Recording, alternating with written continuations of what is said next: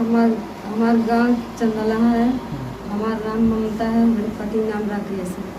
थाना और कौन सा है? थाना पास गाँव चौकी हम नहीं। जी। और साहेब हम जखन 2 लाख रुपया नारद यादव दे रहे अच्छा। जमीन खरीदे के, तो जमीन खरीदे 2 लाख रुपया दिली। तो नारद यादव के हम बार बार कहे कि चल के हमें लिखी था जमीनिया, तो कहे आ लिख ज्ञान लिख ऐसा करते करते 7 साल ले बीत गए। 24 फरवरी के वकील बुलौला अपने दुआरी पर पंचायत करावे के, तो कहला नारद यादव कि हमारे जमीन की कीमत बढ़ गया, अब हमके 10 लाख रुपया देबू तब लिखा। अच्छा। तो हम कहली कि हमें लग 10 लाख रुपया ना हो पाई और हमारे 2 लाख रुपया वापिस कर दा, हम कहीं भीख मांग के अपन खा लीजिए। तो नारद यादव कहला कि हम पैसा नहीं दे, न पैसा दे न जमीन दे, और उन लोग के हम मार वहाँ से भगा दे। वहाँ से अइले, ओकरे बाद घर से उनके मामा के लड़का कृष्ण यादव, नारद यादव, राजा राम के बेटा हाँ सर अइला लोग हमारे लड़की के मड़ई में बैठल रही, दुपट्टा से गटई कस के ले जाके ससुर खेते में कुदारी के बेट से मार के मुगल जान के छोड़ा, और मार के काने बाली रहा गटई ला के लोग उठा ले गए। तो इसके लिए आप लोग शिकायत किया था क्या?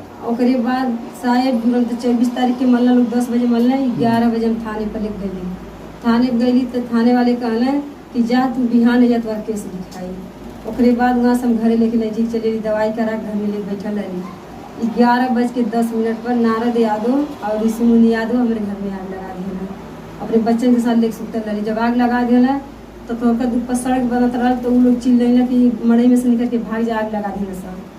तो ओकरे बाद हम कैसो अपने लड़कन के लेके तो भाग के बहरे अली। ओकरे बाद जुटल लोग तो आग बुतवला। ओकरे बाद पुलिस 100 नंबर फोन गए तो पुलिस सही ना। ओकरे बाद उनकी अली बाद 12:10 पर आगे बुतल रहा। ओकरे बाद गई उनके घर से अइना, कुछ कहना नहीं, चल गई। ओकरे बाद संजय सिपाही जौन हमें वो कहना हम कहली साहब केसिया नहीं लिखली तो हमके लोग मरिया रखिए। फिर कहला जब मरिया तो हमारे फ़ोन करिए। तो जब हम उनके फ़ोन लगौली आग लगल तो संजय सिपाही के मोबाइल बंद रहा। तो इसके लिए अपने वरिष्ठ पुलिस अधिकारी से मिले कि नहीं? हम साहेब बासगांव थाना पर गई, एसओ साहब रही, दरोगा जी रही, सब लोग रही, नुनाई लिखली केस। बिहार भर जब गई तो मीडिया वाले सब जने हमारे घरे गई। जब वो लोग जानले कि मीडिया वाले इनके घरे आवत हैं तो वो लोग 5 बजे अपन जीप लेके अइले, हमके बैठा के हम जाते नहीं कहना चला हम तुम्हारा केस लिखा। हमें बैठा थाने बिठा ले, हमें और हमारे लड़की कुसुम के। ओकरे बाद हम थाने पर चल गई, छोटे छोटे बच्चे हमारे घरे रहना। तो अइला इस सब हमारे घर पहुँचना, कहना कहाँ गई, तो हमारे घर का मन कहना बासगांव थाने पर। भाई मालन पर आए रोड बा ऐसे भटौली बस कहना सब कौन रास्ते जा कि लोग आइए भेटेंगे। वो लोग हमारे घर से चली गई। बासगांव थाने पर 7 बजे रात हमारा केस लिखना, सब केस लिखला। हम जौन कहली तवन ना लिखना, जौन वो लोग अपने मर्जी से लिखना। ओकरे बाद वहाँ से हम अइली घरे। ओकरे बाद ऋषि मुनि यादव के जेल भेजना, नारद यादव ना जेल भेजना, उनके मामा लड़का ना भेजना, लोग छोड़ दिया। ओकरे बाद जेल से 20 दिन रह छूट के घरे आ गए। घरे अइले के बाद हमारे घर में आके हमारे द्वार पर धमकी देना, कहना जीव छूट गया वो दिन में, कहना कि मुकदमा आपस ले लिया नहीं तो हम काट ढार दिए। हम कहली कि हम मुकदमा आपस ले हमारे पैसा दे दबाओ हम चल जाए, कहना हम पैसा नहीं देगा। ओकरे बाद क्या कहना लोग हमारे घर में 12 तारीख के 3रा महीना है, 12 तारीख के लोग हमारे घर में हल के 10,000 रुपया रहल, काने बाली रहल, गटई के लाकेट रहल, सब कुछ रहल। क्या कहना ऋषि मुनि यादव, नारद यादव तोड़ के सारा संपदा उठा लिया। ओकरे बाद हम थाने बासगांव गई, 10 चक्कर हम काट गई थाने से, चौकी से लेके, हमारा सुनवाई नहीं। तो क्या चाह रही हैं?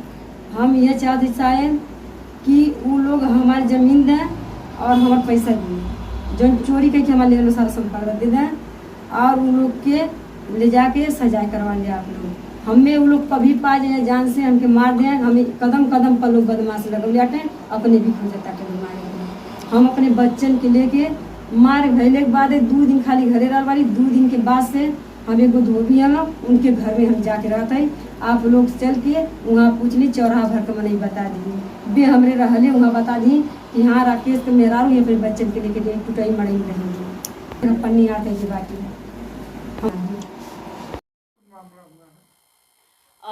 ये ममता बिलदार हैं, ग्राम चंदलहा की और थाना बासगांव है।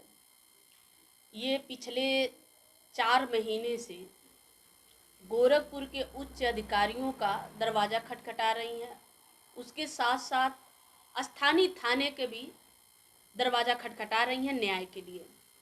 इनका कसूर इतना है कि ये गरीब हैं, समाज के अंतिम व्यक्ति हैं, इसीलिए इनका नहीं सुना जा रहा है। ये लगभग 8 साल पहले ज़मीन लेने के लिए ऋषि मुनि यादव को 2 लाख रुपया दी थी, जिसका प्रमाण इनके पास है। जो वो स्टाम्प वगैरह है, इन्होंने 2-4 लोगों से लिखित करवाया, वो इनके पास है। जब ये रजिस्ट्री की बात करती थी तो ऋषि मुनि यादव आनाकानी आजकल करके टाल देते थे। लगभग 8 साल हो जाने के बाद ऋषि मुनि यादव ने कहा कि हमारे जमीन का कीमत बढ़ गया है, हमको 8-10 लाख रुपया दो, तब जमीन लिखेंगे, नहीं तो नहीं लिखेंगे। इन्होंने कहा हमारा ज़मीन वापस कर दीजिए। ममता बेलदार जी ने कहा कि हमारा पैसा वापस दे दीजिए, हम पैसा नहीं दे सकते 10 लाख। उन्होंने कहा कि न पैसा देंगे, ऋषि मुनि का कहना है न पैसा देंगे न ज़मीन देंगे, तुमको देना है तो 10 लाख रुपया और दो, तो ज़मीन में रहो, नहीं तो नहीं रहने देंगे। कहा सुनी हुई ममता जी को और ममता जी को बेटी को पूरी तरह से जानलेवा हमला, जान लेने की नीयत से पूरी तरह से मारा पीटा गया। एक वीडियो वायरल हुआ था जिससे सभी लोग देखे होंगे। उसके बाद ममता बेलदार किसी तरह से जब लोग जान गए कि ये मर गए या मरा हुआ समझ करके आरोपियों ने छोड़ा, ऋषि मुनि ने छोड़ा, उनके साथी सहयोगियों ने छोड़ा। उसके बाद ममता थाने जाती हैं बांसगांव, थानेदार नहीं सुने। थानेदार बोले अगले दिन आना। ममता जी अपने बेटी को दवा करा के, खुद को दवा करा के, जैसे भी रात में सो रही थी अपने बच्चों के साथ, उसी ज़मीन पर, जिस ज़मीन पर ये लेने के लिए पैसा दी थी। रात में ऋषि मुनि इस आवेश में आकर के कि थाने पे क्यों गई, इस गुस्सा में आकर के पूरे परिवार को जान से मारने की नीयत से उन्होंने घर में आग लगा दिया। जब घर में आग लगा दिया तो जो सोशल मीडिया के या कुछ पत्रकार मीडिया के साथी वहाँ पे पहुँचे, अगले दिन उनको पता चला तो उस मामले को आगे बढ़ाने की कोशिश किए। जैसे थानेदार को पता चला कि अब यह मामला हाईलाइट होने वाला है और हम लोगों की वाट लगने वाली है, थानेदार आते हैं, ज़बरदस्ती ममता को बैठा करके और थाने लेके चले गए। आनन फानन में ममता जी की बेटी बेहोश हो गई थी, जानलेवा हमला किया गया, एक भी कोई धारा मेंशन नहीं किया गया।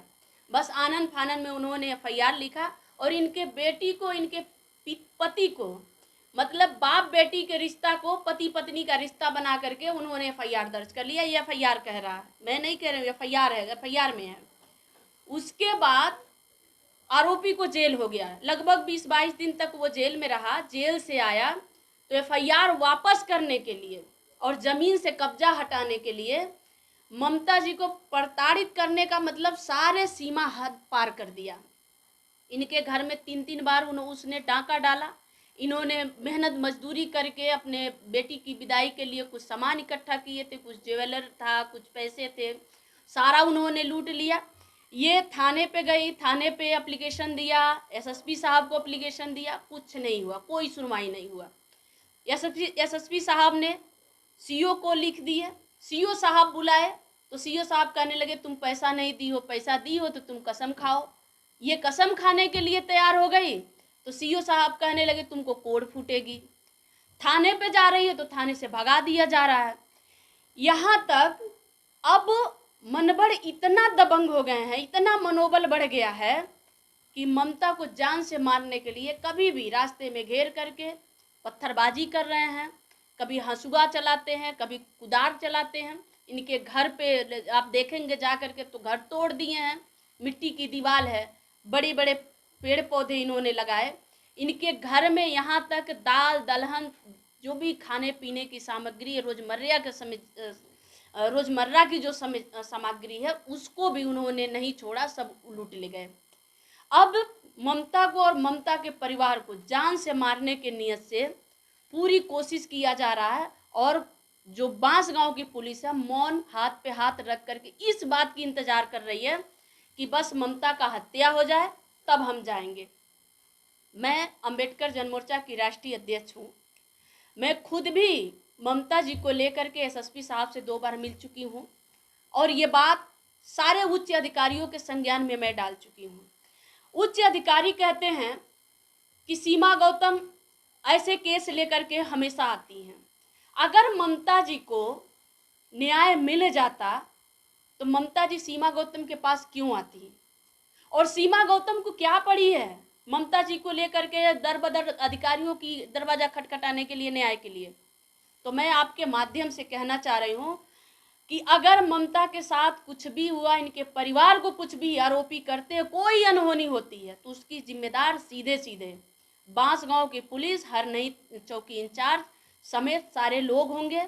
और मैं गोरखपुर में राष्ट्रीय अध्यक्ष हूँ, मैं अंबेडकर जन मोर्चा के, मैं अपनी टीम के तरफ से अगर ममता को कुछ भी हो गया तो मैं एसएसपी साहब को चेतावनी दे रही हूँ, माननीय मुख्यमंत्री साहब को भी ये चेतावनी दे रही हूँ कि कुछ भी हुआ ममता के साथ तो मैं एसएसपी कार्यालय घेरूंगी, हजारों महिलाओं के लेकर के, चाहे वो फिर हमको गोली चलाएंगे, चाहे हमको लाठी चलाएंगे। हमारे पास इसके सिवा अब कोई रास्ता नहीं, हमें मजबूर किया जा रहा है। अगर ममता को न्याय मिल जाए तो हमें आंदोलन करने के लिए हमें बार बार एसएसपी साहब के पास या उच्च अधिकारियों के पास जाने की जरूरत क्या है? लेकिन जब न्याय नहीं मिलेगा और कोई अनहोनी होगी तो सीमा गौतम तो बीच में आएंगी। आप सभी से आग्रह है कि इनको न्याय दिलाएं। जय भीम।